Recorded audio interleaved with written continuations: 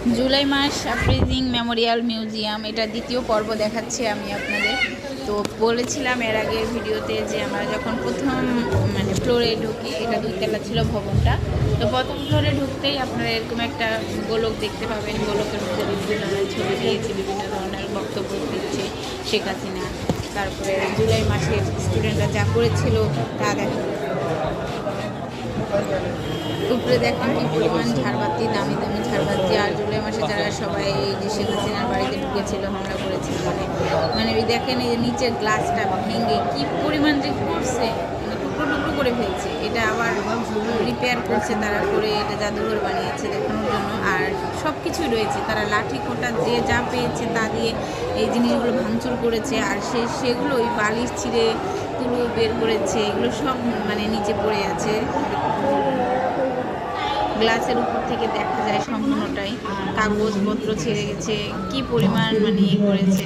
তারপরে এগুলো পার হয়ে আমরা একটা রুমে ঢুকে, সেই রুমটা বানিয়েছে সিনেমা হলের মতো। নাস্তক দেখতে যে সিনেমা হল দেখছি, সেখানে অনেক মানুষ বসে আছে, বসে সেগুলো দেখছে। আর এখানে ভিডিওতে করছে যে মনিটরে দেখাচ্ছে যে যেভাবে ধরেছিল ব্যারিস্টারকে শেখ হাসিনার বক্তব্য এবং ব্যারিস্টারদের মায়ের পরিবারের কি অবস্থা ছিল তখন। এখানে সাক্ষাৎকারে সব কিছু বলা হয়। আমি বেশি কিছু না বলি, আপনারা মনোযোগ দিয়ে শুনেন, সবগুলোই শুনতে পাবেন।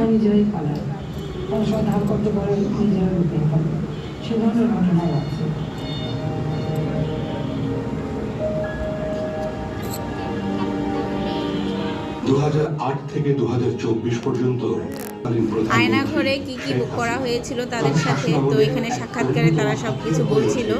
আপনারা ভিডিওটা মনোযোগ দিয়ে শুনলে তা আপনারা শুনতে পাবেন। তো আমরা অনেকক্ষণ এখানে ছিলাম এবং পুরো ডিটেলস শুনেছি, দেখেছি, তারপরে বের হয়ে এসেছিলাম।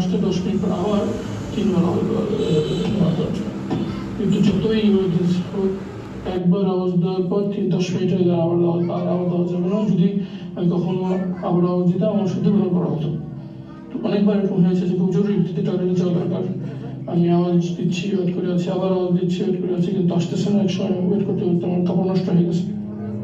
একাধিকবার এরকম হয়েছে।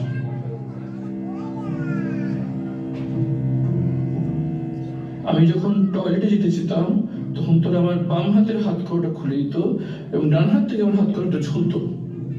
টয়লেটে এসে আমি চোখটা একটু বড় করে খুলতাম, খুলে ওই ডান হাত কড়ার যে অংশটুকু ঝুলছে সেটা দিয়ে দিন সকালে টয়লেটের বাসায় একটা দাগ দিতাম।